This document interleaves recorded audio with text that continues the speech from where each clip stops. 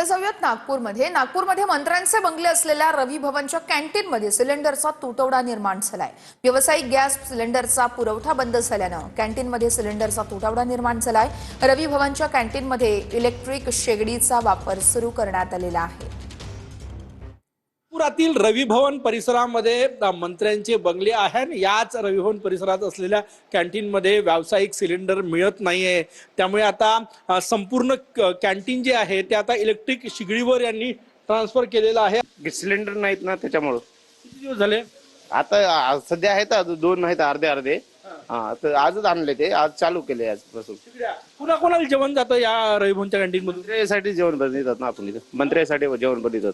आपल्याकडे सर सर्व शासकीय अधिकारी कर्मचाऱ्यांच्यासाठी आणि सर्व व्हीआयपी साठी जेवण जाते सर। मंत्री पण इथे आले तर? हो सर्वांसाठी सर। मग आता कशी सिलेंडर नाहीये म्हणून आले?